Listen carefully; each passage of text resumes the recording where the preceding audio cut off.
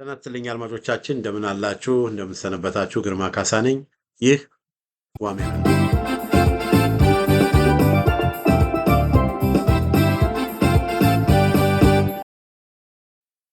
በዛሬው የዋሜራ መርሃ ግብራችን አዲስ አበባ ከአዲስ አበባ ጋር በተገናኘ አዲስ አበባን እያነቀ የመጣው በኦነግ ብልጽግና የታነቀችው አዲስ አበባ በሚል ርዕስ ስር አንዳንድ ሀሳቦችን ይዤላችሁ መጥቻለሁኝ።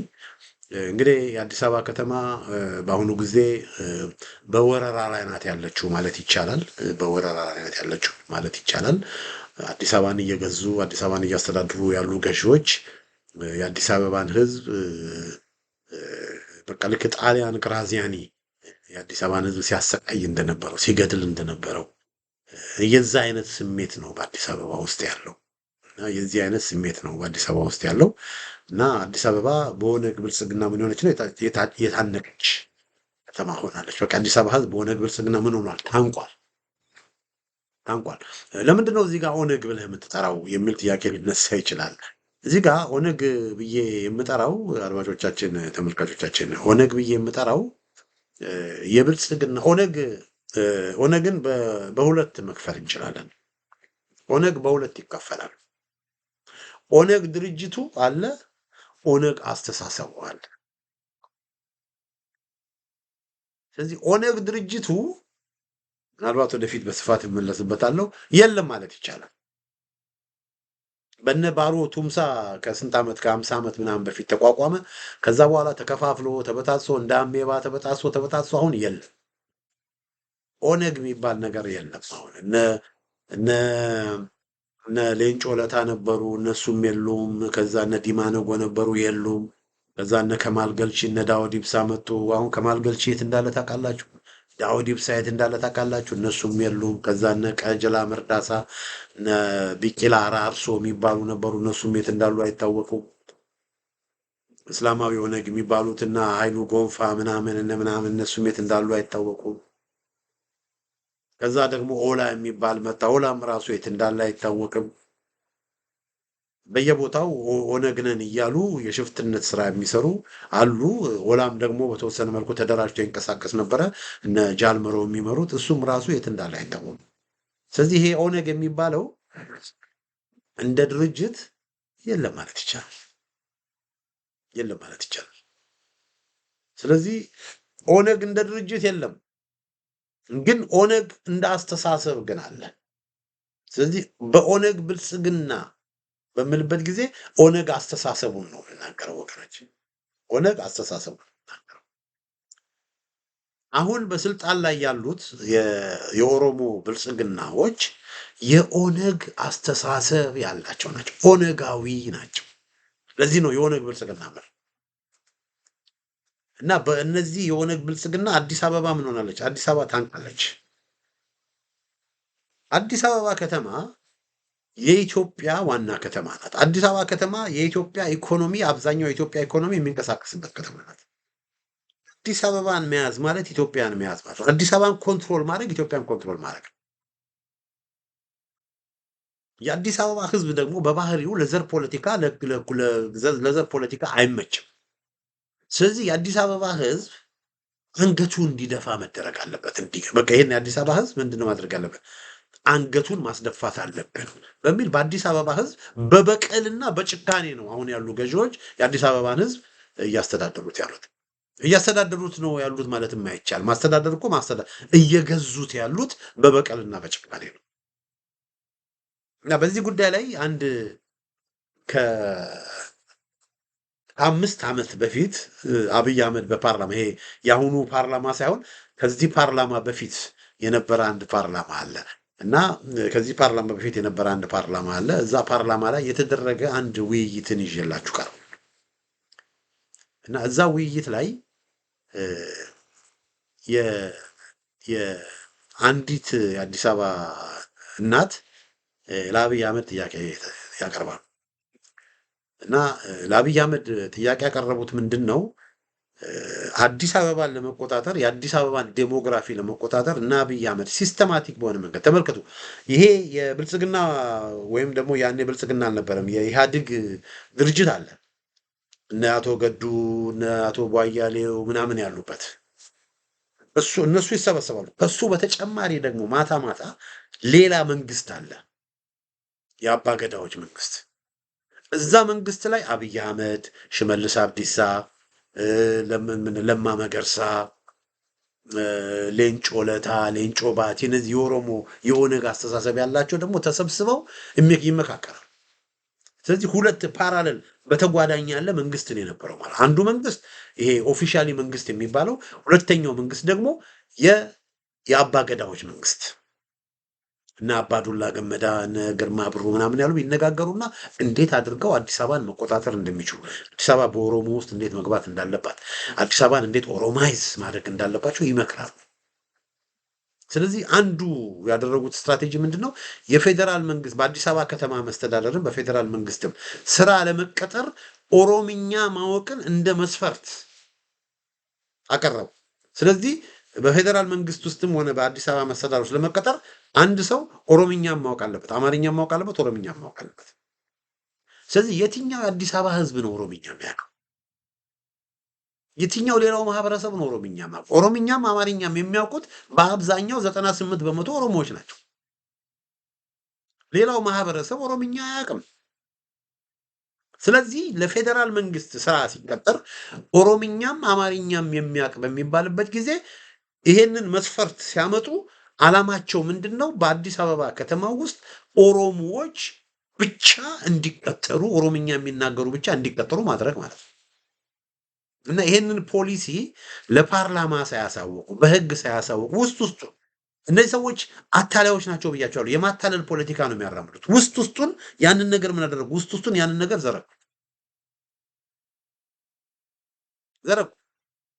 በድብቅ ማለት ነው። ውስጡን እንዳልኳችሁ እዚህ በፓርላማ የሚነገር አለ።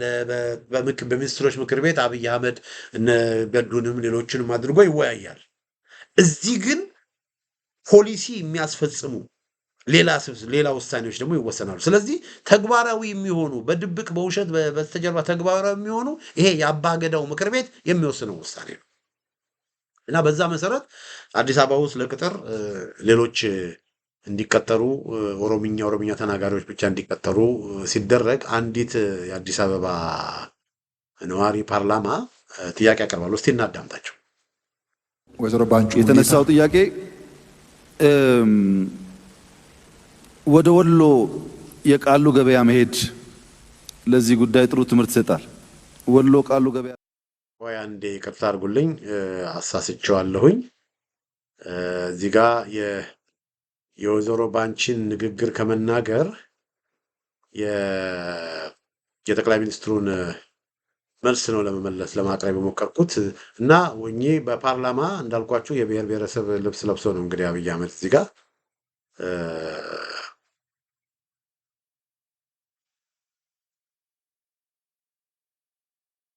ይቅርታ አድርጉልኝ።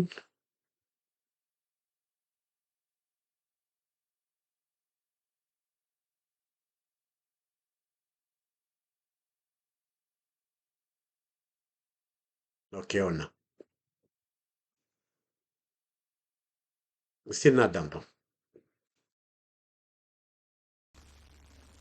አመሰግናለሁ። በመቀጠል የተከበሩ ወይዘሮ ባንቹ ሙልጌታ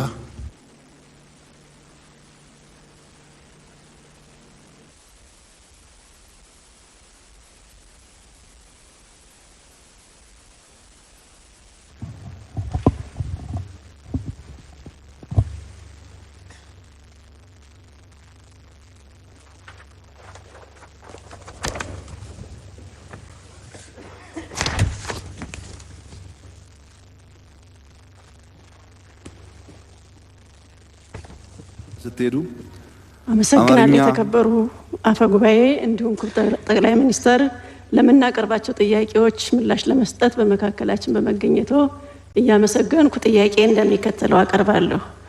በያዝነው በጀት ዓመት የሲቪል ሰርቪስ ሪፎርም ስራዎችን በማዘመን ህዝባችን አሁን ከደረሰበት የአገልግሎት ፍላጎት ጋር እንዲጣጣም ማድረግ እንዲሁም የመጪው ትውልድ ፍላጎት ታሳቢ ያደረገ አገልግሎት ለመስጠት በመንግስት ሰፊ ስራ እንደሚሰራ በክብርት ፕሬዝዳንት ንግግር ከተካተቱ ጉዳዮች አንዱ ነው። የሰራተኞች የስራ ምዘና ደረጃ አወሳሰን ጋር ተያይዞ ከሐምሌ 2011 ዓመተ ምህረት ጀምሮ ለሲቪል ሰርቫንቱ የተፈቀደው ክፍያ በአንዳንድ ክልሎች ከሐምሌ 2011 እስከ መጋቢት 2012 ድረስ ያልተከፈለበት ሁኔታ ስላለ ተግባሩን እንዴት ማሳካት ይቻላል? ወደፊትስ ችግሩን ለመፍታት በመንግስት ምን አቅጣጫ ተቀምጧል? ከዚህም በተጨማሪ በተለይ በአዲስ አበባ ከተማ አስተዳደር አንዳንድ ቢሮዎች ሲቪል ሰርቫንቱ ምንም ተጨማሪ የሀገር ውስጥ የቋንቋ ክህሎት ስልጠና ባልተሰጠበትና ምቹ ሁኔታ ባልተፈጠረበት በቅጥር ወቅት ሁለት የሀገር ውስጥ የቋንቋ ክህሎት እንደ አንድ መመዘኛ ሲያዝ ይታያል። ይህ ምን ያህል ትክክል ነው? ወደፊትስ በፌዴራል ከተማ አስተዳደሮች አሁን ያለው ሲቪል ሰርቫንት እኩል ተወዳዳሪ እንዲሆን የተቀመጠ አቅጣጫ አለ ወይ? ቢገለጽ አመሰግናለሁ። እሺ እንግዲህ እዚህ ጋር አድማጮቼ ወይዘሮ ባንቺ ሙሉጌታ ይባላሉኝ። እናት ጠየቁት ጥያቄ አንደኛው ጥያቄ ላይ አላተኮረም። ሁለተኛው ጥያቄ ምንድን ነው? ሁለተኛ ቋንቋ ለስራ ቅጥር እንደ መስፈርት ተቀምጧል እና የአዲስ አበባ ሕዝብ ሁለተኛ ቋንቋ እንዲማር ባልተደረገበት ሁኔታ ለምንድን ነው ይሄ መስፈርት የሚቀርበው የሚል ጥያቄ በጣም ጨዋነት ባለው መልኩ ፖላይት በሆነ መልኩ ትህትና ባለው መልኩ ነው እኚህ እናት ያቀረቡት። እኚህ እናት ሁለተኛ ቋንቋ ለአዲስ አበባ ነዋሪዎች ለፌዴራል እና ለሲቪል ሰርቫንት እንደ መስፈርት ለምን ቀረበ በሚል ቋንቋው ሁለት ቋንቋ እንደ መስፈርት መቅረቡን በቀጥታ አልተቃወሙም። ግን ሁለት ቋንቋ ሲቀር ሌላው ማህበረሰብ ቋንቋ እንዲማር የአዲስ አበባ ህዝብ ሌላ ሁለተኛ ቋንቋ እንዲማር ባልተደረገበት የአዲስ አበባ አማርኛም ብቻ እያወቀ ሌላ ቋንቋ እንደ መስፈርት መቅረቡ ተገቢ ነው ወይ የሚል ፍትሃዊ የሆነ አስተያየት ነው የጠየቁት። የአንድ የአዲስ አበባ ነዋሪ የሚጠይቁ አስተያየት ነው የጠየቁት። ስራ ቅጥር በሙሉ መስሪያ ቤቶች በሙሉ በየክፍለ ከተሞቹ አዲስ አበባ ውስጥ ላሉ ክፍለ ከተሞች በየክፍለ ከተሞቹ ስራ ለመቀጠር ኦሮምኛ ማወቅ አለብህ ይባላል። አንድ ሰው በአውሮፕላን ማረፊያ በኤርፖርት ሲቪክ አቪዬሽን ስራ ለመቆጠር ኦሮምኛ ማወቅ አለብህ፣ በተለያዩ ቦታዎች ኦሮምኛ ማወቅ አለብህ ይባላል። አላማቸው ምንድነው? ኦሮምኛ ማወቅ አለብህ፣ ሌላ ቋንቋ ማወቅ አለብህ በሚል የአዲስ አበባን ዴሞግራፊ በመቀየር ኦሮማይዝድ ለማድረግ ነው። በቃ አዲስ አበባን ካልተቆጣጠረን የትም አንደርስም፣ አዲስ አበባን ካልያዝን የትም አንደርስም። ስለዚህ አዲስ አበባን ለመቆጣጠር የግዴታ ኦሮሞ ከሌላ ቦታ በቃ ለኦሮሞ ስራ መስጠት አለብን። አዲስ አበባ ውስጥ ብቃት ኖረም አልኖረም በቃ አንድ ሰው ኦሮሞ ከሆነ ስራ ያገኛል አለ። ፖሊሲያቸው ያ ስለሆነ ያንን ውስጡን ነው ሳያሳውቁ ውስጡን ነው ያንን እነዚህ ሰዎች ሲያደርጉ የነበሩ። በቃ አላማቸው ነው ውስጡ እና እኚህ እናት ያንን ጥያቄ ጠየቁ። የአዲስ አበባ ህዝብ ሌላ ቋንቋ ባልተማረበት ሁኔታ ለምንድን ነው ሁለተኛ ቋንቋ ለስራ ቅጥር እንደ መስፈርት የሚቀርበው የሚል ቫሊድ የሆነ ሌጂቲሜት የሆነ ጥያቄ እኚህ እናት ጠየቁ። ከዛ በኋላ ምን ሆነ? አድማጮቻችን ምን ሆነ? አብይ አህመድ ምን አይነት መልስ ሰጠ? እስቲ እናዳም። ከአዲስ አበባ ቋንቋ ጋር የሚያያዝ የተነሳው ጥያቄ ወደ ወሎ የቃሉ ገበያ መሄድ ለዚህ ጉዳይ ጥሩ ትምህርት ይሰጣል። ወሎ ቃሉ ገበያ ስትሄዱ አማርኛ፣ አፋርኛ፣ አርጎብኛ፣ ኦሮምኛ ለገበያ ስራ ላይ ይውላሉ። በአፋርኛ፣ በአርጎብኛ፣ በአማርኛ፣ በኦሮምኛ እያወራ ሰው ይገዛል፣ ሰው ይሸጣል። ሁለት ሶስት ቋንቋ የሚችለው የተሻለም ይሸጣል፣ የተሻለም ይገዛል። አዲስ አበባ ላይም ሌላ ቦታም እንደዛ አፕላይ ማድረግ ጠቃሚ ነው የሚሆነው እና በመጥፎ ሳይሆን ልጆቻችን ኢትዮጵያ መልኳ ብዙ ነው፣ ብዙ መልኳን ማወቅ አለባቸው። ይሄን ኢንከሬጅ ማድረግ ያስፈልጋል። የኛ ልጆች ብርቱ ናቸው። አረብ ሀገር ሄደው በ3 ወር በ4 ወር የአረት ትእዛዝ ሰምተው መስራት ይችላሉ እንኳን ሀገራቸው ውስጥ እና እንዲበረታታ ማድረግ ጠቃሚ ይሆናል። ሁለት ሶስት ቋንቋ ማወቅ መጥፎ አይደለም። ምን መሰላችሁ? እዚህ ሀገር ውስጥ ብዙ ቋንቋ አለ፣ ብዙ ባህል አለ። እነዚህ ባህሎች ሁሉም ተወደውና ተከብረው ተያይዘው አብረው የሚወጡበትን መንገድ መፍጠር ያስፈልጋል። ይህንን ካላደረግን በስተቀረ አንዱ አንዱ ላይ የዘመተ ለጊዜው ይመስለዋል፣ ለልጆቹ ግን ሀገር ነው የሚያሳጣው። ያ እንዳይሆን መስተጋብራችን እንዲጠነክር በትምህርት ስርዓትም እንደ ባህልም እንደ ልምምድም ማድረግ ይቻላል። ደግሞም እንደሚቻል ነው ያውቀዋለሁ። በጥቂት ወራት ትግራይ ቆይታ ትግረኛ መስማት ችያለሁ። ለዚህ እናንተ በጥቂት ወራት ከፈለጋችሁ መስማት ስለምትችሉ እንደዛ አይነት ልምምድ ማድረግ ጠቃሚ ይሆናል።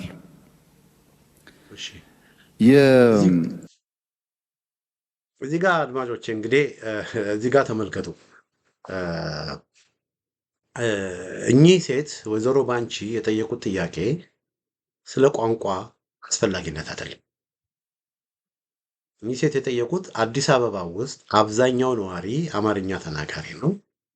የአዲስ አበባ ሕዝብ ኦሮምኛ እንዲማር ባልተደረገበት፣ ኦሮምኛ ቋንቋ እንዲያውቅ ባልተደረገበት ሁለት ቋንቋ እንደ መስፈርት ማድረግ የአዲስ አበባ ሕዝብ ስራ እንዳያገኝ ማድረግ አይደለም ወይ? ይሄ ፖሊሲ ከስራ ቅጥር አንጻር ኢፍትሐዊነት አይደለም ወይ የሚል ሌጂቲሜት የሆነ ጥያቄ ነው ያቀረቡት። ስለ ቋንቋ አስፈላጊነት አይደለም ያቀረቡት። አብይ አህመድ ግን እዚህ ጋር የሚመልሰው ምንድን ነው? አራያና ቆቦ። እኚህ ሴት ምናልባትም አዲስ አበባ ነዋሪም ቢሆኑ ከሐረር አካባቢ ከመጡ ይሄኔ ሶማሌኛ የሚያውቁ ይሆናል፣ አደርኛ የሚያውቁ ይሆናል፣ ኦሮምኛ የሚያውቁ ይሆናል። ይሄኔ አያውቅም ስለሳቸው። ግን ስለ ቋንቋ አስፈላጊነት እዚህ አካባቢ ሊነግራቸው እሳቸው በቃ ሾቪኒስት የሆኑ ይመስል ከአማርኛ ውጪ ሌላ ነገር መነገር የለበትም የሚል አስተያየት የሰጡ ይመስል ኦሮምኛን የሚጠሉ ይመስል እንዲህ አይነት ነገር አያዋጣም የሚል በቃ እሳቸውን የሚያሳንስ ለዚህ ለቀረበው ጥያቄ በቃ እሳቸውን ዴሞናይዝ የሚያደርግ ዲሚን የሚያሳንስ መልስ ነው የመለሰው። የሚያሸማቀቅ እሳቸውን ለማሸማቀቅ እንዲህ አይነት ቫሊድ የአዲስ አበባ ሕዝብን መብት የሚያስቀድም ጥያቄዎችን የሚጠይቁ ሰዎችን የማሸማቀቅ አካሄድ ነው እዚህ ጋር የምናየው። የአዲስ አበባ ሕዝብ አብዛኛው የአዲስ አበባ ሕዝብ አማርኛ ተናጋሪ ነው። ኦሮምኛ ማወቅ ቢችል ጥሩ ነው። ግን ለመቀጠር አዲስ አበባ መስተዳደር ውስጥ ለመቀጠር አዲስ አበባ ውስጥ መስተዳደር ውስጥ ለመስራት ኦሮምኛ ማወቅ ለምንድን ነው መስፈርት የሚሆነው? ስራው ለባሌ ወይም ስራው ለወለጋ ወይም ስራው ለነጆ ወይም ስራው ለሻኪሶ ወይም ለወሊስ ምንድነው ለጉሊሶ አይደለም። አዲስ አበባ ህዝብ እኮ አፕላይ የሚያደርገው ወለጋ ሄዶ ለመስራት፣ ባሌ ሄዶ ለመስራት፣ ምንድነው ጃርሶ ሄዶ ለመስራት፣ ቻኪሶ ሄዶ ለመስራት፣ ጉሊሶ ሄዶ ለመስራት፣ አጋምሳ ሄዶ ለመስራት አይደለም። የአዲስ አበባ ህዝብ እኮ አፕላይ የሚያደርገው ሰንጋተራ፣ ሳንቼስ፣ ጨርቆስ፣ አዲስ አበባ ከተማ ውስጥ ለመስራት ነው። ለምንድን ነው ኦሮምኛ ማወቅ እንደ መስፈርት ተደርጎ ቢቀርበው? ለምን? እና ይሄን ነው መሰረታዊ የሆነ ጥያቄ። ግን አብይ አህመድ እዚህ ጋር ምንድነው የማሸማቀቅ ፖለቲካ ነው ያለው። የማሸማቀቅ በቃ የአዲስ አበባ ህዝብ መብቱን ከጠየቀ የአዲስ አበባ ህዝብ የማሸማቀቅ ኢትዮጵያ ብዙ ቀለም አላት። ኢትዮጵያ ብዙ ቀለም እንዳላት ማንም ያውቃል። ማንም ያውቃል። የቋንቋም ጥቅም ማንም አይረዳል። እኔ ትግራይ ሄጄ ትግርኛ ለምጃለሁ። ትግራይ ሄዶ ትግርኛ ያለመደ ማን አለ? አንድ ሰው ደግሞ ሄዶ ወለጋ ቢሄድ ወይ እኔ አሁን ዘመዶቼ በእናቴ በኩል ዘመዶቼ ሐረር ያሉ ዘመዶቼ ብዙዎቹ ኦሮምኛ ይናገራሉ። ኦሮምኛን ስለሚጠሉ ነው። ኦሮምኛ ቢጠሉ ኖሮ ኦሮምኛ ማን ለምን አይደለም? ኦሮምኛ ቋንቋ ነው። ኦሮምኛ ተናጋሪዎች በብዛት ያሉበት አካባቢ ማንም ሄድ ማንም ኦሮምኛ ተናጋሪ ሆኖ ነው የሚመጣው።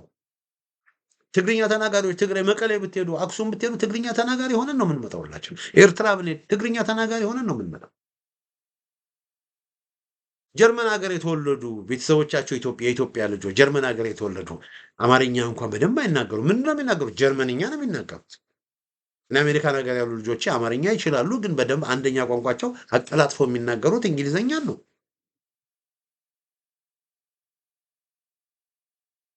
እኔ ሊሴ ገብረ ማርያም ነው የተማርኩት። ፈረንሳይኛ እናገራለሁ። ለምን? ፈረንሳይኛ ትምህርት ቤት ስለተማርኩ። እንግሊዝኛ እናገራለሁ፣ አማርኛ እናገራለሁ፣ ትግርኛ ሞክራለሁ።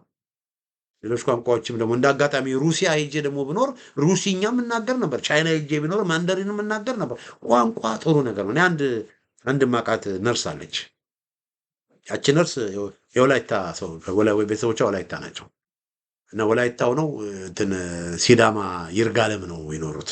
ስለዚህ ወላይተኛ ታውቃለች እቺ ነርስ፣ ሲዳምኛ ታውቃለች፣ ከዛ አማርኛም ታውቃለች። አማርኛም ታውቃለች። ባሏ ኦሮሞ ነው፣ አርሲ አካባቢ ይኖረዋል። ኦሮምኛም ለመደች፣ ኦሮምኛም ታውቃለች። መካነ ህይወት ሆስፒታል ኤርትራ ያኔ በሁለተኛ ኮከብ ዘመቻ ጊዜ መካነ ህይወት ሆስፒታልም ኤርትራ ሄዳ ሰርታለች። ስለዚህ ትግርኛም ታውቃለች። ስለዚህ 5 ቋንቋ ታውቃለች። አማርኛ፣ ወላይትኛ፣ ሲዳምኛ፣ ኦሮምኛና ትግርኛ። ቋንቋ ጥሩ ነው። ቋንቋ መግባብ፣ ቋንቋን የሚጠላ ሰው የለም። ግን እዚህ ጋር አያችሁ ሌላው ማህበረሰብ እሱን ቫሊድ የሆነ ሌጂቲሜት የሆነ ጥያቄ የጠየቁትን ሰዎች ቋንቋን እንደሚጠሉ፣ ኦሮምኛን እንደሚጠሉ አድርጎ ነው እዚህ ጋር እያቀረበ ያለው። ሾቪኒስት እንደሆኑ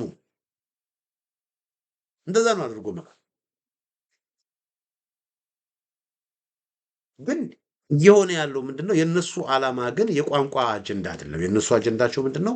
የነሱን ፖለቲካ የሚያራምዱ ሰዎችን የአዲስ አበባን ዴሞግራፊ መቀየር ነው። የአዲስ አበባን ዴሞግራፊ መለወጥ ነው ዓላማ። በዚህ መልኩ ነው እንግዲህ የአዲስ አበባን ህዝብ፣ የአዲስ አበባን ጉዳይ፣ የአዲስ አበባን አጀንዳ የሚያነሱትን ሰዎች አብይ አህመድ እያሸማቀ አንገት እያስደፋ እየተሳደቡ በጉልበት የአዲስ አበባን ህዝብ አንቀውት ነው ያሉት። አሁን በጉልበት የአዲስ አበባ ህዝብ በግድ ኦሮምኛ እንዲማር እየተደረገ ነው። በግድ ነው ኦሮምኛ እንዲማር እየተደረገ ነው። በግድ በጉልበት ሳይፈልግ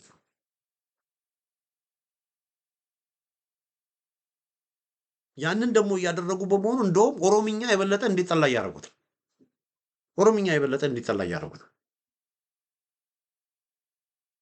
ለኦሮምኛ መስፋፋት ይሄ አይነት ፖሊሲ አይጠቅምም።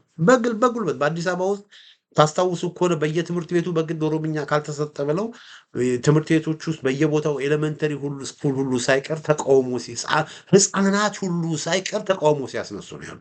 የአዲስ አበባ ህዝብ ያን ያህል የነዚህ የኦነጋውያንን ፖለቲካ ይጸየፋል። ህፃናት ሳይቀሩ ነው የሚጠሩ፣ ህፃናት ሳይቀሩ። ግን እነሱ በጉልበት ግን በቃ ይሄ ህዝብ ስለሚጠላን በቃ በጉልበት የነሱን አጀንዳ የነሱን የኦነጋዊ አጀንዳ በህዝቡ ላይ ለመጫን እየሞከሩ ህዝቡን አንገቱን አስደፍተው በቃ በየክፍለ ከተማው ፖሊሱ ምናምኑ በሙሉ ከሌላ ቦታ አምጥተው ቀጥለው ከአዲስ አበባ ህዝብ ጋር መግባባት አይችልም። ትንሽ ነገር በሆነ ቁጥር ሴቶቻችንን በጥፊ እየመቱ ወንዶቻችንን ልጆችን እየደበደቡ የአዲስ አበባን ህዝብ እያሸማቀቁ የአዲስ አበባ ህዝብ በአገሩ በከተማው በሚኖርበት ቦታ አንገቱን ደፍቶ እየኖረ ያለበት ሁኔታ ነው ያለው። ለምን? አገሩ የኛ ነው የሚሉት። በቃ ኦሮሞ ይሄ የአዲስ አበባ ከተማ የአዲስ አበባ ከተማ ህዝብ ነው፣ የኦሮሞ ነው፣ በቃ የኦሮሞ ነው፣ የኦሮሞ መሬት ነው። ይሄን እንደፈለግን ነው የምናደርገው፣ እናንተ አርፋችሁ ተቀመጡ። በቃ የኦሮሞ መሬት ሆናችሁ ኦሮምኛን ማትናገሩ ከሆነ ኦሮሞ መሬት ሆናችሁ ምናምን ለምን መናገር የለበትም። አንድ ሰው ካልፈለገ ለምን ይናገራል? ቋንቋ እኮ በግድ እኮ አይደለም። ቋንቋ ኢዝ ኔሴሲቲ። አዲስ አበባ ከተማ ውስጥ በኦሮምኛ የመናገር ጥቅም የለውም። ለምን ነው የሚናገረው? የአዲስ አበባ ህዝብ አብዛኛው አማርኛ ተናጋሪ ነው። ስለዚህ ለምንድን ነው የአዲስ አበባ ህዝብ ኦሮምኛ የሚናገር? ምናልባት ኢንቨስትመንት አምቦ ሄዶ ኢንቨስት ማድረግ የፈለገ ወይም ደግሞ የእርሻ ስራ ወለጋ ሄዶ ወይም ባሌ ሄዶ የእርሻ ስራ የተለያየ ነገር ለማድረግ ታሰበ የግዴታ ምንድነው ማድረግ ያለበት? ኦሮምኛ ማወቅ አለበት። ስለዚህ ለቢዝነስ ሲል፣ ለጥቅም ሲል፣ ለኑሮ ሲል ሳይወድ በግዱ ኦሮምኛ ይማራል ባሌ የሚኖር ሰው። ግን አዲስ አበባ ከተማ ውስጥ ለምንድን ነው ሰው ኦሮምኛ የሚማረው? እንደውም ይቅርታ ይደረግልኝና አዲስ አበባ ከተማ ውስጥ ኦሮምኛ ግዴታ መሆን የለበትም። መሆን ያለበት ምንድነው? አዲስ አበባ ኢንተርናሽናል ከተማ ናት። ኢንተርናሽናል ከተማ እንደመሆኗ በርካታ ዓለም አቀፍ ድርጅቶች አሉ። በዛ ላይ አፍሪካ አዲስ አበባ የአፍሪካ ዋና ከተማ ናት። ስለዚህ መሆን ያለበት ብዬ ነው የምለው እንደው የአፍሪካ ዋና ከተማ እንደመሆኗ የአፍሪካ ከእንግሊዝኛ ቀጥሎ ሌሎች ቋንቋዎች በብዛት የሚነገሩት አፍሪካ ውስጥ የትኞቹ ቋንቋዎች ናቸው ተብሎ መዘርዘር አለባቸው። ስለዚህ እነማን ናቸው? ከእንግሊዝኛ ቀጥሎ በስፋት አፍሪካ ውስጥ የሚነገረው ፈረንሳይኛ ነው። ከዛ ደግሞ እንደነ ሊቢያ፣ ግብፅ ምናምን ባሉ ሀገሮች፣ ሱዳን ባሉ ሀገሮች አረብኛ ነው። ከዚህ የአዲስ አበባ ህዝብ አረብኛ ቢያቅ እንደገና ሚድል ኢስትም ሳውዲ አረቢያም ለንግድም ለተለያየ መንገድም ስለሚሄድ አጎራባች ሀገሮችም አረብ ሀገሮች ስለሆኑ አረብኛን ቢያቅ ፈረንሳይኛን ቢያቅ የበለጠ ይጠቀማል እንጂ አይጎዳም። ስለዚህ ለአዲስ አበባ ለሚኖር ሰው ከኦሮምኛ ይልቅ እንደውም የበለጠ የሚጠቅመው አረብኛን ማወቁና ፈረንሳይኛን ማወቁ ነው ከእንግሊዝኛ በተጨማሪ። ስለዚህ ኦል ኢን ኦል እኔ አስታውሳለሁ ባልደራስ አንድ ፕሮፖዛል አቅርቦ ነበር። ባልደራስ ለምርጫ የቀርበ የነበረ ጊዜ ምንድነው ያቀረበው? የአዲስ አበባ የትምህርት ፖሊሲ በሚል አቅርቦ ነበር። እሱን ነው መሆን ያለበት ብዬ ነው። ምንድነው እሱ? አዲስ አበባ ውስጥ በአዲስ አበባ ዙሪያ ኦሮሞዎች በብዛት አሉ ኦሮምኛ ተናጋሪዎች። አዲስ አበባ ውስጥም ደግሞ የሚኖሩ ኦሮምኛን መማር የሚፈልጉ ሰዎች አሉ። ስለዚህ ምንድነው መሆን ያለበት? ኦሮምኛ መማር ለሚፈልግ ሰው በኦሮምኛ ትምህርት እንዲሰጥ እድሉን ሊመቻችለት ይገባል። ስለዚህ ማንም ኦሮሞ አማርኛ ይማራል፣ እንግሊዝኛ ይማራል፣ የአፍ መፍቻ ቋንቋ ወይም የአባት እናት ቋንቋ ኦሮምኛ ማወቅ አለብኝ። ቤተሰቦቼን፣ ዘመዶቼን፣ አያቶቼን ወለጋ ሲሄድ፣ አርሲ ሲሄድ፣ ባሌ ሲሄድ ቋንቋ ካለማወቅ የተነሳ ከዘመዶቼ ጋራ ችግር እንዲያጋጥመኝ አልፈልግም። ስለዚህ ዘመዶቼን እጄ ስጠይቅ ኦሮምኛ ማወቅ ከአያቶቼ ጋር ኦሮምኛ መነጋገር አለብኝ። ስለዚህ ኦሮምኛ ማወቅ አለብኝ ብለው ኦሮምኛ መማር የሚፈልጉ ብዙ የአዲስ አበባ ልጆች አሉ። ስለዚህ ለእነዚህ ኦሮምኛ መማር ለሚፈልጉ የአዲስ አበባ ልጆች ኦሮምኛ በደንብ አዲስ አበባ መስተዳደር እንዲሰጥ ማድረግ መቻል አለብን። ግን በፍላጎት እኔ ደግሞ ፈረንሳይኛ ልጆች እንዲማሩልኝ ይፈልጋሉ ለሚል ሰው ደግሞ በፈረንሳይኛ ትምህርት እንዲሰጥ ማመቻቸት ያስባል። አረብኛም ነው የሚማረው ካለ አረብኛ። እንደውም ተጨማሪ ደግሞ ማነው አቶ ዶክተር በድሉ ዋቅጅራ ግዕዝ የሞተ ቋንቋ ነው ብለዋል። ተሳስተዋል። የግዕዝ ቋንቋም እንደዚሁ ትምህርት መሰጠት መቻል አለበት። ስለዚህ የግዕዝ ቋንቋ፣ አረብኛ ቋንቋ፣ ፈረንሳይኛ ቋንቋና ኦሮምኛ ቋንቋ እንደ አማራጭ እንደ ሶስተኛ አማራጭ የትምህርት ፖሊሲ እንዲሰጥ መደረግ አለበት። ከዛ የኦሮሞ መብት አይከበርም፣ የኦሮሞ መብት አይጣስም፣ የሌላውን መብት አይጣስም። ለምን ነው የማይደረገው? ግን እና አብይ ያንን አይደለም የሚፈልጉት። እና አብይ አህመድና ኦነጋውያን የሚፈልጉት ምንድን ነው?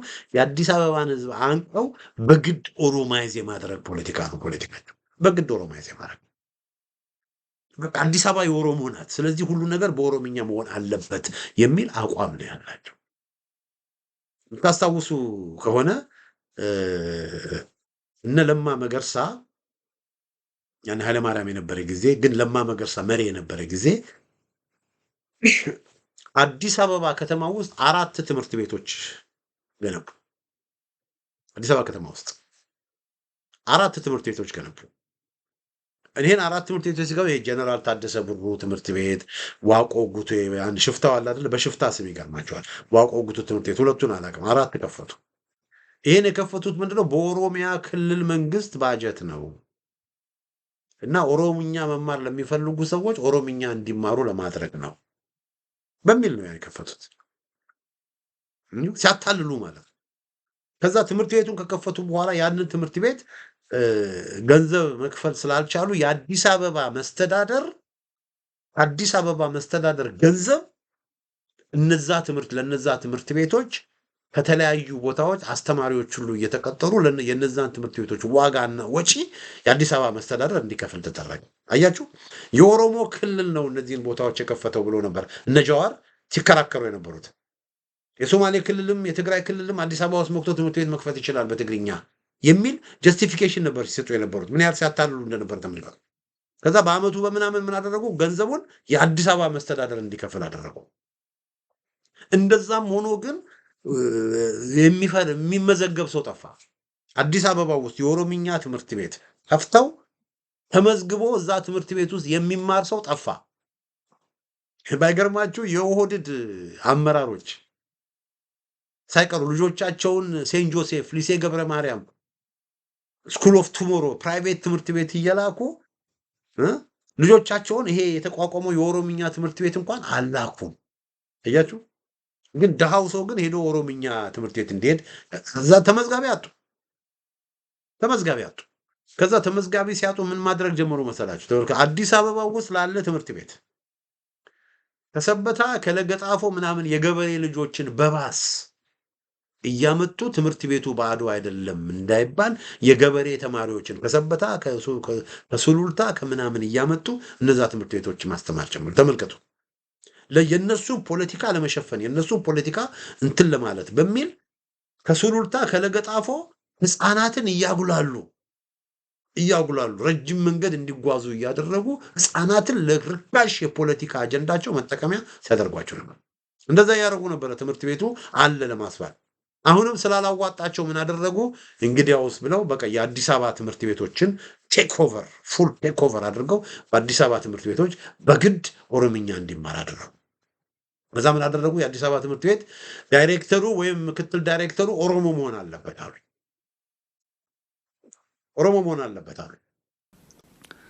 ከአዲስ አበባ ከዛ የአዲስ አበባ ኦሮምኛ አስተማሪዎች መቀጠር አለባቸው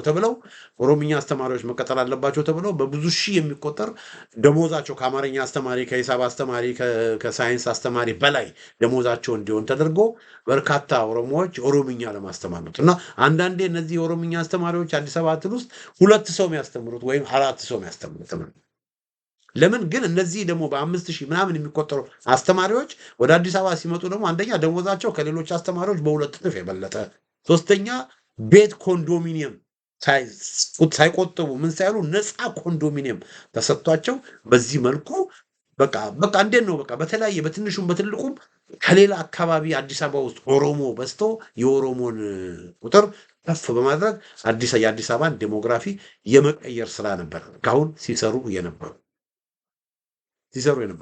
ተሳካላቸው ወይ?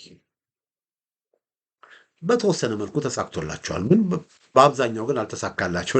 ለምንድን ነው መሰላቸው አልተሳካላቸው? እነሱ ለምሳሌ እኔ በግምት ወደ ግማሽ ሚሊዮን የሚሆን ኦሮሞ በቃ በየክፍለ ከተማው በየመንግስት መስሪያ ቤቱ በየቦሌው በየአቪዬሽኑ በየፖሊስ በምናምን ሁሉ እንደው ከግማሽ ሚሊዮን በላይ የነቀምቴ ከተማን የሚያክል ወይም የነቀምቴ ከተማን እጥፍ የሚያክል አዲስ አበባ ከተማ ውስጥ አስገብተዋል። ከሌላ ቦታ ኦሮሞዎች ገብተዋል። አሁን በጣም ግማሽ ሚሊዮን የሚሆን ኦሮሞ አዲስ አበባ ውስጥ ሰፍሯል ብዬ ነው ማለት በቃ ዲሞግራፊን ለመቀየር። ግን ችግሩ ምንድነው መሰላቸው አድማጮቼ? እነሱ ግማሽ ሚሊዮን ኦሮሞ ስራ እየሰጡ ጥቅም እየሰጡ ኮንዶሚኒየም ከሌላው ኮንዶሚኒየም ዘርፈው ኮንዶሚኒየም እየሰጡ አብዛኛውን ሰው እዛ ቢያመጡም በተለያየ መንገድ በንግድ በምናምን ከወላይታ፣ ከጋሞ፣ ከትግራይ፣ ከወሎ፣ ከኮሶበ፣ ከጎጃም ምናምን ደግሞ የሚመጣውም ደግሞ የዛኑ ያህል ነፍ ስለሆነ ዴሞግራፊውን ሊቀይሩ አልቻሉም። ስለዚህ አሁን አዲስ አበባ አሁን ያለችበት ሁኔታ ዴሞግራፊዋ አዲስ አበባን ኦሮማይዝ ማድረግ አልቻሉም። ስለዚህ አሁን አብዛኛው ኦሮማይዝ ያልሆነው የአዲስ አበባ ህዝብና እነ አብይ አህመድ አሁን ተፋጠው ያሉበት ሁኔታ ነው ያለው። ህዝቡም አንቅሮ ተፍቷቸዋል። እነሱም ደግሞ ህዝቡን እንደ ጠላት ህዝብ የአዲስ አበባን ህዝብ እንደ ጠላት ህዝብ ነው እያዩ ያሉት። በዚህ ሁኔታ ነው ያለው። የአዲስ አበባን ህዝብ ቅድም እንዳዩአችሁ ወይዘሮ ባንቺ ሙሉጌታን እንዳሸማቀቀው አዲስ አበባ ህዝብ ዘረኛ ህዝብ አይደለም። የአዲስ አበባ ተማሪዎች ኦሮምኛ ተማሩ ሲባሉ ያመጹት በጉልበት ስለተጫነባቸው ነው። በዛ ላይ ደግሞ ላቲን የሚባለውን ፊደል በግዴታ እንድትማሩ በመደረጋቸው ነው። ያ ብቻ አይደለም፣ የኢትዮጵያ ባንዲራ እንዲወርድ ተደርጎ የኦነግ ባንዲራ የአባገዳ ባንዲራ በመሰቀሉ ለኢትዮጵያዊነት ክብር ስላልነበራቸው ነው። አገዛዙን ስለሚጠሉት ነው ህዝቡ ኦሮምኛን አልፈልግም ያለው እንጂ በሰላም ቢሆን የአዲስ አበባ ወጣት ኦሮምኛን ተማር ብትሉት በተለይ ደግሞ በኢትዮጵያ ፊደል ብቃት ባለው በኢትዮጵያ ፊደል ነው የመጀመሪያው የኦሮሞ መጽሐፍ ቅዱስ መጽሐፈ ቁልቁሉ የተጻፈው። በኢትዮጵያ ፊደል እንደ በሬሳ የሚባሉ ጋዜጦች ነበሩ። የኢትዮጵያ ፊደል በበቂ ሁኔታ በኦሮምኛን መግለጽ ይችላል። ስለዚህ የኢትዮጵያን ፊደል አክብረው ኢትዮጵያዊነትን አክብረው በፍቅር ኦሮምኛን የአዲስ አበባ ሕዝብ ተማር ቢባል ይማራል። አዲስ አበባ ሕዝብ እንደ ምርጫ ቢቀርብለን ሊማር ይችላል። ግን አሁን ምንድነው የሆነው? ግን በጉልበት በቃ ስልጣን የያዝነው እኛ ነን። ይሄን ሕዝብ አንገቱን ብለን አንገቱን አስደፍተን አንገቱን አንቀን እኛ እንደምንፈልገው እናደርጋለን በሚል በጀብደኝነትና በጥጋብ ስለሆነ እያደረጉ ያሉት፣ በትልቅ ንቀት ስለሆነ እያደረጉ ያሉት። ፖሊሲያቸው አልሰራም። የአዲስ አበባን ሕዝብ ንቀውታል። የአዲስ አበባ ሕዝብ ደግሞ የዛኑ ያህል ንቋቸዋል፣ ጠልቷቸዋል። የዛኑ ያህል አሁን ያለው ሁኔታ ይሄ። ከዛ ምን አደረጉ ወገኖቼ? እንደው ጭንጭ ጨረፍ አድርጌ የአዲስ አበባን ሕዝብ እንበት ነው ብሎ ደግሞ በቃ ኮሪዶር ልማት ምናምን ብሎ የአዲስ አበባን ሕዝብ ደግሞ አፈናቅለው ወደ ዳር ወሰዱት። አሁን አዲስ አበባ ብቻ አይደለም ወገኖቼ፣ የአዲስ አበባን ሕዝብ ደግሞ ለማነቅ የሸገር ከተማ ብለው በአዲስ አበባ ዙሪያ ቀለበት ሰሩ። የአዲስ አበባን ሕዝብ እኮ ለማነቅ ነው። ግን ምን ሆነ? ሸገር ከተማ ብሎ ያሏት እቺ አዲስ አበባ ዙሪያ ያለችው አለች አይደለ? እሷም ሳትቀር እነሱ አዲስ አበባን ኦሮማይዝ እናደርጋለን ሲሉ አዲስ አበባ ዙሪያ ያለውም አካባቢ አዲስ አበባይዝ ሆነ። የእነሱ ፖለቲካ ተሸነፈ። አዲስ አበባነት አሸነፈ። በቃ አዲስ አበባ ሕዝብ በቃ ሰበታ ብትሄዱ፣ ጣፎ ብትሄዱ፣ ቡራዮ ብትሄዱ፣ ገላን ብትሄዱ፣ በየቦታው ብትሄዱ፣ ሱሉልታ ብትሄዱ አብዛኛው ነዋሪ አማርኛ ተናጋሪ ነው። ስለዚህ አዲስ አበባ ዙሪያ ያሉ አካባቢ የአዲስ አበባ ሰበርብ ሆኗል። አዲስ አበባ ይዝድ ሆኗል። ሌላው አዲስ አበባ ሆኗል። እነሱ ዓላማቸው አዲስ አበባን በቃ ደምቢዶሎና ነገሌ ለማድረግ ነበር ሀሳባቸው። ጉሊሶና ጃርሶ ለማድረግ ነበር ሀሳባቸው አዲስ አበባ። ግን በቃ አዲስ አበባን በቃ የአማርኛን ኢንፍሉዌንስ አዲስ አበባ ላይ ለማጥፋት ነበር ሀሳባቸው። ግን አልቻሉም። የአዲስ አበባን ሕዝብ እያሸማቀቁ የአዲስ አበባን ሕዝብ መብት በተመለከተ ጥያቄዎች የሚያነሱ ሰዎችን እያሸማቀቁ እያሰሩ እያንገላቱ በጉልበት ወይዘሮ ባንቺን አብይ አህመድ ለማሸማቀቅ እንደሞከረው ማለት ነው። በጉልበት የቻሉትን እያደረጉ ነው። ግን አልቻሉም። የሕዝብን ልብ ማግኘት አልቻሉም። አዎ ባለስልጣን ስለሆኑ ጉልበተኞች ስለሆኑ አዎ ለጊዜው ስልጣን ላይ ያሉ፣ ነገር ግን የሕዝብን ልብ ማግኘት አልቻሉም። ሕዝብ ጠልቷቸዋል። ሕዝብ አንቅሮ ተፍቷቸዋል።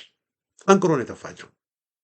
እንደውም ባላጋንን ከነመለስ ዜናዊ ከነ ኃይለ ማርያም 10 እጥፍ የሚጠላ አገዛዝ በአዲስ አበባ በአሁኑ ጊዜ እንዳሁኑ ኦነጋዊው የብልጽግና አገዛዝ ያለው ሁኔታ ይሄ ነው። አድማጮቼ በኦነግ ብልጽግና የታነቀችው አዲስ አበባ በሚል ርዕስ እንግዲህ ያዘጋጀው ዝግጅቴን ይመስላል። በሌላ ጊዜ በተመሳሳይ ፕሮግራም እስክንገናኝ ደህና ሁኑ።